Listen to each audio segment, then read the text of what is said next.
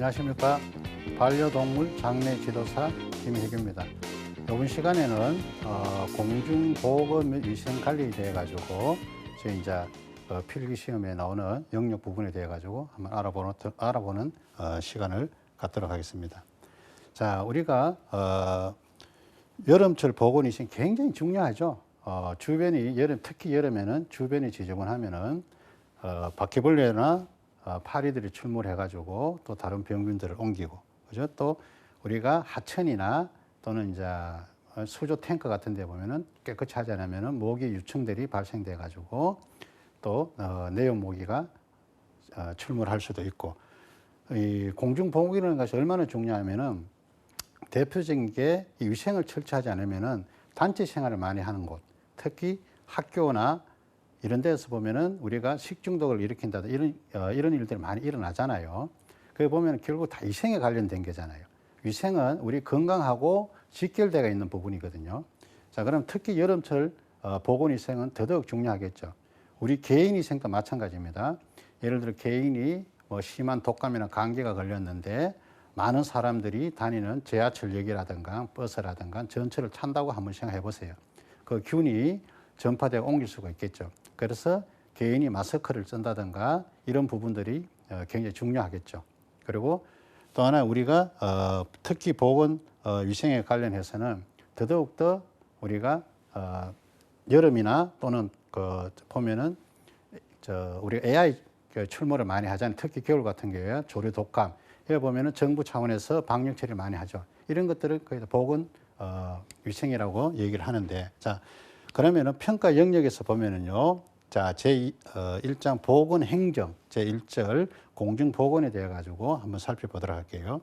자, 그리고 공중보건의 정의라든가 위생학, 그리고 건강의 개념, 그리고 제2절 우리나라의 공중보건, 식품의약품안전처, 국립의료원, 국립장기이식관리센터, 그리고 중앙응급의료센터, 질병관리부, 그리고 국민건강보험공단으로 들이 있고요.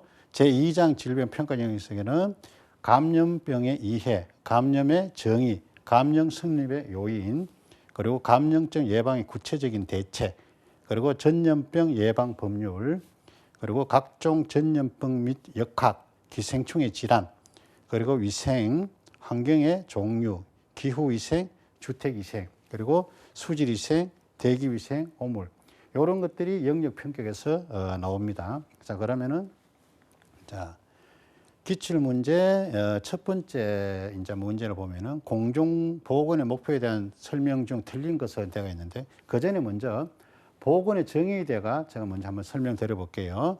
보건의 정의는 국민의 건강을 보존, 정진시키는 활동이다라고 되어 있습니다. 그리고 공중보건의 정의는 지역사회에서 사회적 노력을 통하여 질병을 예방하고 주민 모두의 건강을 유지하면서 정진시키기 위한 활동, 이렇게 되어 있습니다. 자, 그럼 공중보건의 문제 중에 첫 번째 문제, 공중보건의 목표에 대한 설명 중 틀린 것은이라고 되어 있죠. 자, 그러면 1번 건전한 성장 발육, 체력의 증강, 노동력의 증진, 그리고 수명의 연장 등 되어 있고, 2번 생리적으로 최적한 환경 조건의 설정이나 유해 환경의 개선 등 환경위생학을 기초로 하여 계획된다. 그리고 세 번째로 전염성 질환의 방지만이 아니고 비전염성 만성 질환의 예방에서부터 환자의 사회적 보장이나 병후의 사회 복귀까지 포함이 된다. 그리고 네 번째, 현대 산업 사회에서는 개인 위생 의식이 높아져 있으므로 그 중요도가 낮아지는 추세다고 되어 있습니다. 자, 문제를 다시 한번 보면 공중보건의 목표에 대한 설명 중 틀린 것이라고 얘기를 했죠. 여기서 정답은 4번입니다. 자, 보시면 현대의 산업 사회에서는 개인의 위생 의식이 높아져 있으므로 그 중요도가 낮아지는 추세다라고 되어 있죠. 근데 어느 사회에서든지 간에 개인의 위생뿐만이 아니라 집단 및 지역사회의 공동 위생 모두가 중요합니다. 개인의 위생이 소홀하면은, 그죠? 이게 공중위생에 위협을 가할 수가 있고, 또 AI 출몰이라든가 또는 일본 내연 모기라든가 이런 것들이 출몰했을 적에 보건 정책이 잘못되어 있으면은 또 위생에 문제가 있고, 그죠? 그러니까 어느 시대이든 개인의 위생뿐 아니라 집단 및 지역 사회의 공동 위생 모두가 중요한 것이 정답입니다. 자, 일본에 보면은 건전한 성장, 발육, 체력의 증가, 노동력 정리, 수명의 연장 등이 있잖아요, 그죠? 이게 보건 취지에 맞는 거죠. 그리고 두 번째, 생리적으로 최적화 환경 조건의 설정이나 유해 환경의 개선 등 환경의 생각을 기초로 하여 계획된다. 이 얘기는 무슨 얘기인가 하면은, 자, 최적의 환경 조건, 그죠? 예를 지저분한 것이라든가 또는 오염된 곳을 보건위생으로 최적화시키는 것을 얘기하는 거기 때문에 맞는 얘기죠. 그리고 전염성 질환의 방지만이 아니고 비전염성 만성 질환의 예방에서부터 환자의 사회적 보장이나 병이 낫고 난 후에 사회 복귀까지 포함이 된다. 그러니까 보건 정의에 맞는 겁니다. 그래서 정답은 4번, 그죠? 4번이 정답입니다. 그리고 기출문제, 두 번째 예시 문제, 다음 중 건강의 척도 기준에 대한 설명 중 틀린 것은 되어 있는데, 1번은 병이 없고 신체 기능 장애가 없어야 된다 되어 있고, 2번은 신체의 존재에 대하여 의식적으로 느끼지 않아야 된다. 3번 충분한 수면과 심신이 안락하게 유지되면 굳이 사회생활과 조화를 고려할 필요는 없다. 네 번째, 일상생활에 보람을 느끼고 적당한 정력과 쾌활감이 있어야 한다. 되어 있죠. 자, 여기에서 정답은 3번입니다. 자, 문제를 보면은 다음 중 건강의 척도의 기준에 대한 설명 틀린 것은이라고 되어 있습니다. 건강의 척도는 질병이 없고, 그죠? 신체적 장애가 없어야 되는 게 건강의 척도겠죠. 그리고 여기 보면은 건강에 관련된 WHO에서 세계보건기구 정의에 보면은 질병이나 허약하지 않은 상태를 의미하는 것이 아니라 육체적, 정신적, 사회적으로 양호한 상태에 있는 것을 말한다라고 되어 있습니다. 그리고 건강을 1도에서 5도까지 정해놨는데, 1도는 완결무결하지는 않지만은 최고의 건강 상태를 유지하는 수준이다. 이게 제 1도의 건강입니다. 그리고 2도는 질병이 없거나 신체적 장애가 특별히 없는 경우를 우리가 2도의 건강이라고 얘기를 해요. 그럼 반대로 5도의 건강은 어떨까요? 그럼 반대로 5도의 건강은 질병이 있고 신체적 장애가 있고 또는 요양을 요하거나 치료를 요하는 상태를 얘기를 하겠죠. 자, 그래서 여기 보면은 충분한 3번 충분한 휴식, 수면과 심신이 안락하게 유지되면 굳이 사회생활과 조화를 고려할 필요 없다. 건강할지는 몰라도 취지에 맞지 않는 거예요. 그래, 다음 중 건강의 척도 기준에 대한 설명 중 틀린 것은 얘기한 거거든요. 자, 1번은 병이 없고 신체 기능 장애가 없어야 된다. 맞는 얘기고. 자, 그리고 신체의 존재에 대하여 의식적으로 느끼지 않아야 된다. 우리는 아프면 의식적으로 느끼게 되죠. 예를 들어 가지고 우리가 음식을 먹는데 이빨이 아픕니다. 그럼 음식을 먹게 되면 굉장히 아프죠. 그럼 의식적으로 아프네. 나는 의식적으로 이빨이 많이 아픈 조심해 먹어 이렇게 되죠. 근데 체적의 건강은 무의식적으로 신체에 무의식적으로 느끼지 말아야 되는 거예요. 그게 건강한 거예요. 그래서 3번 답이 맞는 겁니다. 틀린 거니까. 그리고 기출문제 예시 세 번째. 감염의 정의에 대한 설명 중 틀린 것은, 자, 1번 감염이란 병원체가 숙주의 체내에 침입해서 발육 또는 증식하는 것을 말한다. 그리고 두 번째, 숙주의 세포면에 부착되어 있는 상태는 오염이지 감염이 아니다. 그리고 감염이 되어 발병된 상태의 사람이나 증상이 없이 감염되어 있는 사람을 환자라고 얘기를 한다. 그리고 네 번째, 병원체의 발육 또는 증식에 따라 숙주의 병적 변화가 일어나는 것을 발병이라 한다. 자, 여기 보면은 감염은요, 병원체가 숙주의 생체 내로 침입하여 증식, 숙주의 효과를 주는 상태를 얘기를 하는 겁니다.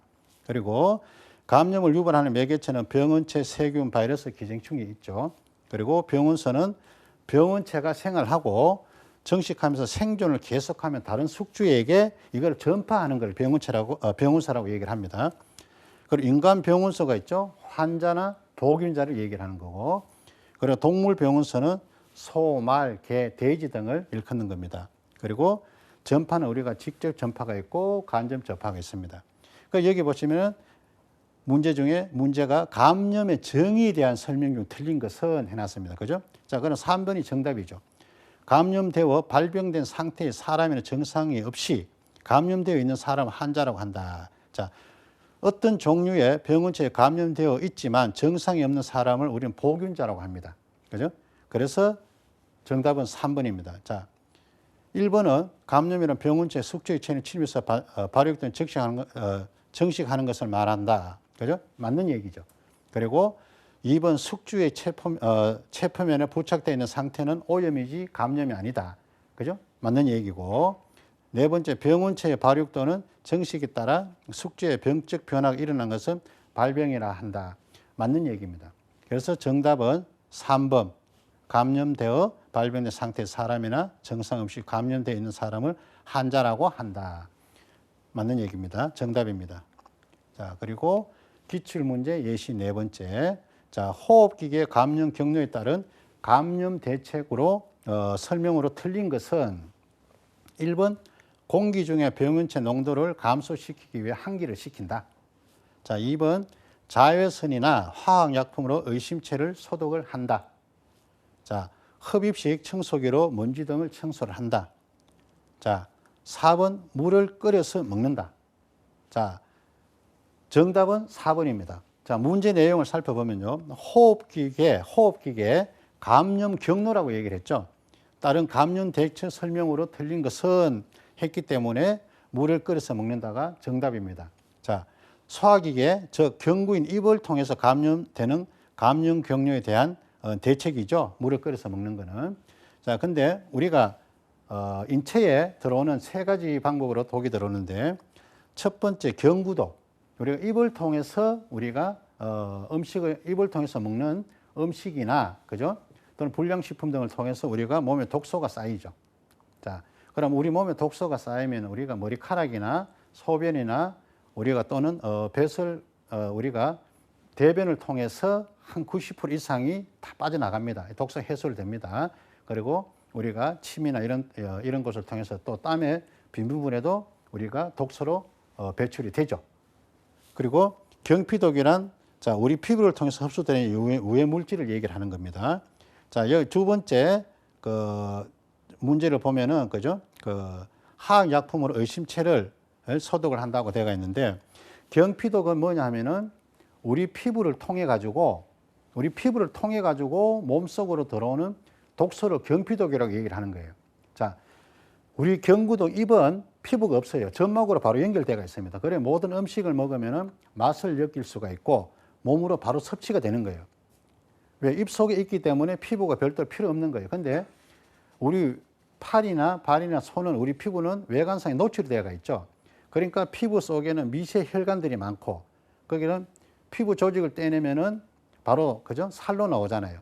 그래서 1차적으로 보호를 하는 겁니다. 이 피부가. 근데 우리가 화학 제품이나 아주 독한 성분을 쓰잖아요. 장갑을 다 끼는 이유가 거기에 있는 겁니다. 독한 성분이나 이런 걸 우리가 쓰면은 피부를 통해 가지고 우리 몸 속으로 이 독성 성분이 차곡차곡 쌓여요.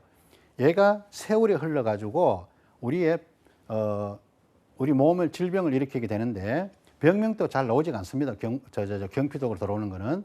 그래서 요즘은 많은 사람들이 천연 제품을 쓰자는 운동을 많이 벌이고 있잖아요. 그리고 어린 아이들도 경피독을 통해 가지고 우리가 성조숙적이라든가 또는 이런 부분들이 돼 가지고 경피독 영향을 많이 받다는 보도 자료들이 굉장히 많습니다. 그리고 피부를 통해 들어온 것은 우리가 경피독이라고 얘기를 하고 그리고 경기도독이라고 우리가 공기 중에 떠돌아다니는 오염 물질이라든가 우리 먼지라든가 또는 우리가 살충제를 뿌리게 되죠. 모기 파리를 잡으려고 살충제를 뿌리게 된다든가 이런 것들 우리가 공기를 통해서 우리가 흡입해서 몸에 우리가 독성 성분이 쌓이는 것을 우리가 또는 경구도독이라고도 얘기를 합니다. 자, 그러니까 문제가 호흡기계 감염 경로에 따른 감염 대책 설명 틀린 것은 물을 끓여서 먹는다. 이거는 소화기계 쪽이죠. 물을 끓여서 먹는 것은 소화기계, 즉 경구인 입을 통해서 감염되는 감염 경로에 대한 대책이다. 그러니까 이 부분이 틀린 것이니까 정답이 맞는 겁니다. 그죠? 자, 그리고 기출 문제 예시 5번째 난방에 대한 설명으로 틀린 것은 되어 있는데 실온이 10도 이하에서 작업 능력이 내려감으로 난방이 필요하다 되어 있죠. 그리고 난방의 온도의 경우 적절 실온은 18도에서 21도다. 그리고 실내와 온도 차이는 5도에서 7도가 적당하다. 그리고 실내와 실온도의 차이가 최대한 20도 이상 차이가 나지 않도록 한다. 자, 우리가 방의 온도 차이가 많이 나도 건강에 직결로 연결되는 거죠. 그래 여기서 정답은 10도 이상 차이 나지 않도록 한다가 맞습니다. 실온이 10도 이하에서는 작업 능률이 내려가므로 난방이 필요한 게 맞습니다. 특히 겨울 같은 경우는 우리가 난방이 제대로 안 하면 작업 능률이 뚝뚝뚝뚝 떨어지죠. 떨어지고 그리고 난방 온도의 경우는 적절 실온은 18도에서 21도다. 자, 제가 팁을 한 가지 드리자면은 실내 온도가 1도가 낮아질 때마다 그죠? 약 7%의 에너지 절감 효과를 낸다고 합니다. 1도씩 낮아질 때마다. 자, 그러면은 우리 방이나 가게나 이런 온도를 어떻습니까? 1도씩만 낮춰도 약 한 7%의 절감 효과가 나오죠. 그러면 2도씩만 낮추면 어때요? 14%의 절감 효과가 나오는 거예요. 그리고 외출 시 우리가 이렇게 보일러를 틀어놓지 않고 다 끄고 나가는 경우가 많습니다. 근데 다시 외출로 들어왔을 적에는 적정 온도를 따뜻하게 유지시키고 올리기 위해서는 더 많은 에너지가 소비되는 거예요. 더 많은 시간이 걸리고. 그리고 우리가 외출할 적에는 적정 온도 한 2, 3도를 맞춰 놔놓고 외출을 했다가 돌아오면은 다시 보일러나 켰을 적에 적정 온도로 올라가는데 그만큼 에너지 소비가 적게 되는 겁니다. 그런데 보일러를 완전히 끄고 나가 바깥으로 냉기잖아요. 그런데 그 온도를 다시 맞추려고 그러면 어떻게 되죠? 온 방을 적시고 데피고 해서 다시 그 온도가 올라가는 많은 시간이 걸리고 또 사용하지 않는 밸브는 잠가 놓으셔야 되는 게 좋아요. 보일러가 다 연결되어 있죠. 큰 방, 적은 방. 근데 사용하지 않는 밸브를 잠가 놓으면은 사용하는 데만 온기만 들어온다면 에너지가 소비되고 그리고 사용하지 않는 방문은 닫아 놓고 냉기가 새어 나오지 않도록 그리고 커튼을 설치를 하지 않습니까? 또 겨울에 많은 사람 거의 다 커튼을 다 달고 있죠. 근데 커튼을 설치한 것과 안 한 것의 온도 차이는 무려 4도 차이랍니다. 그러니까 아까 1도씩만 낮춰도 7%의 절감 효과를 내는데 커튼 하나만 첨을해가지고 4도의 온도 차이가 나니까 에너지 절감 효과가 굉장히 많다는 거죠. 자, 그래서 난방에 대한 설명으로 틀리는 것은 정답 4번 실내와 실내 온도의 차이는 최대한 20도 이상 차이가 나지 않도록 한다. 그죠? 정답이 맞습니다. 자, 그리고 기출 문제 예시 6번째.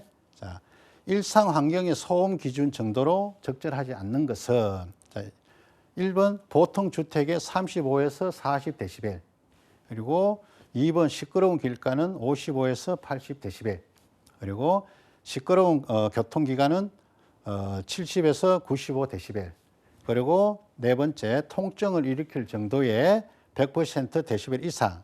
자, 문제가 뭐예요? 일상 환경의 소음 기준은 적절하지 않는 것이었습니다.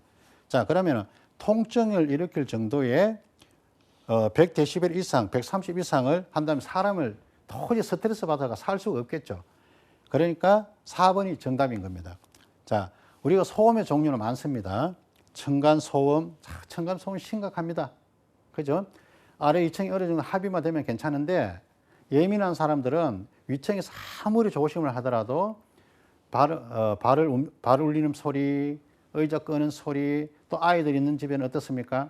막 뛰어다니는 소리, 쿵쿵거리는 소리, 침대에서 뛰어내려오는 소리, 너무 많은 사람들이 층간소음 때문에 고통을 받고 있습니다.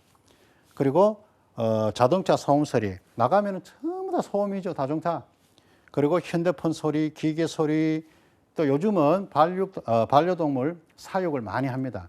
소형견은 좀 덜한데 간혹 가다가 대형견을 키우는 분들이 간혹 있어요. 그러면은 이 반려동물이 짖으면은 본인은 모를지 모르겠지만서도 그 한 건물에 사는 사람이라든가 그 이웃은 그 개 짖는 소리에 굉장히 스트레스를 받습니다. 외출해가 있을 적이 모르는데 새벽에 잘 적이라든가 밤늦게 개 짖는 소리가 굉장히 스트레스입니다. 자, 그것만 하더라도 그런데 우리가 통증을 일으킬 정도의 100 이상의 데시벨 소리를 나게 한다 그러면은 일부 그죠? 이게 맞지 않는 얘기예요. 그리고 소음 소리가 청각에 영향을 미치고 오래 오래 연구 결과가 나와가 있는데 특히 어린이들한테는 청력에 치명적이에요. 이게. 그리고 일정한 수준의 소음, 낮은 소음이라도 스트레스를 주어서 고혈압, 불면증, 정신장애 등 심지어는 어린이들의 기억과 사고력까지 떨어지게 만든다는 연구 조사가 있습니다. 그래서 이 소음이 굉장히 심각한 거예요. 가급적이면 소음을 줄여야 되는데 통증을 일으킬 정도의 100데시벨 이상이다. 이건 굉장히 심각한 거죠. 그리고 소음이 건강에 미치는 영향을 보면은 자, 뇌에서 미치는 스트레스 유발, 그리고 불안증, 우울증 같은 정신질환의 악화, 유발. 저도 간혹 가다가 많이 겪습니다만은 저희들 앞집에 대형견을 한 마리 길러요, 집에서. 그건 잘 짖지는 않아요. 근데 한 번씩 짖기 시작하면은 거기서 오는 스트레스 압박감이 굉장합니다. 그리고 그 인지 기능 장애 발달의 저하, 아이들의 독해 능력이 감소되고요. 또는 심장 혈관, 교감 신경 항진 스트레스 호르몬의 증가가 되고, 또는 혈압, 혈당, 혈중, 지지율이 증가되고, 그리고 동맥경화증, 협심증, 심경경색을 유발한다고 되어 있습니다. 그리고 소음에 취약한 사람은 질병을 앓고 있는 사람, 깊은 잠을 못 자는 노인, 수험생들, 그죠? 이런 분들이 약간만 소리가 나더라도 소음에 굉장히 예민하죠. 그것뿐만 아니고 요즘 불면증이 많이 시달리지 않습니까? 바깥에 가로등에서 새어나오는 불빛, 또는 바깥에서 요즘 밤늦게까지 많이 다니지 않습니까? 바깥에 떠드는 소리, 자동차 경적 소리. 안 그래도 여기에 너무너무 스트레스를 받고 사는 사람들이 많은데 통증을 일으킬 정도의 100데시벨 이상, 130 이상이 그죠? 이 통증을 느낀다면 이거는 굉장히 잘못된 거잖아요. 그래서 정답은 4번입니다. 일상 환경의 소음 기준으로 정도로 적절하지 않은 것은 4번 통증을 일으킬 정도의 100데시벨 이상, 130 이상, 4번이 정답입니다. 그리고 기출문제 예시 7번째 물의 소독에 대한 설명으로 틀린 것은 되어 있죠. 자, 물을 소독하는 데는 열 처리, 자외선, 화학적 방법 또는 이온의 변화 또는 pH 변화 등의 방법이 있고, 두 번째로 물은 75도씨 온도에서 한 15분 정도 끓이는 것으로도 대부분의 병원균은 사멸된다. 그리고 세 번째, 우리나라에서는 오존 소독 방법을 주로 사용한다. 그리고 오존은 수중에서 잔류하지 못하기 때문에 살균 지속력이 없다. 이렇게 됩니다. 그 전에 먼저 답을 말하기 전에 자, 깨끗한 수영장에서는 깨끗한 소독물에서는 아무런 냄새가 나지 않는다라고 되어 있죠. 자, 우리가 수영장을 청소를 하게 되잖아요. 오래 사용하고 이러면. 그러면 거기 소독하게 되는데 거기에 대부분의 화학 성분이 들어간 물질로 깨끗하게 닦아내고 청소를 하게 되죠. 자, 그러면 냄새가 굉장히 많이 납니다. 그죠? 심할 정도로 많이 나죠. 그리고 수영장에서 사용하는 그런 물질들이 우리 몸에서 배출되는 땀이나 대변과 반응할 경우 인체에 해로운 삼염화질소라는 휘발성 가스 물질을 생성한다고 제가 언론에서 방송된 자료를 캡처해가지고 제가 이어놨습니다. 자, 그래서 우리가 샤워를 하기 전에는 수영장 같은 데 가서 미리 수영장에 들어가기 전에는 샤워를 먼저 하라고 권합니다. 그리고 몸에 있는 이물질을 먼저 씻어내고 우리 수영장을 이용하라고 얘기를 하죠. 그리고 다시 나와서는 깨끗하게 씻어내고. 자, 그러면 다시 문제로 돌아가가지고 물의 소독에 대한 설명 틀린 것은 우리나라에서는 오존 소독 방법을 주로 사용한다. 되어 있습니다. 그죠? 자, 우리나라에서는 염소 소독법을 주로 이용합니다. 그러니까 우리나라에서 오존 소독 방법을 주로 사용하지 않아요. 그러니까 제가 말씀드렸잖아요. 방금 우리가 어떤 화학 물질이 성분이 첨가된 그죠? 어떤 세제나 이런 것들로 우리가 소독을 많이 합니다. 그래서 정답은 우리나라에서는 염소 소독법을 주로 이용을 하기 때문에 오존 소독 방법을 주로 사용합니다. 그래서 정답은 3번입니다. 예, 반려동물 장내 지도사에 대해 가지고 살펴를 봤는데요. 반려동물 장내 지도사는 앞으로 각광받는 직업 중에 하나가 될 수 있습니다. 그런데 그 전에 먼저 이론적인 거 필기 시험에서 기초적인 게 많이 나오기 때문에 제가 기초적인 설명을 좀 많이 드렸고요.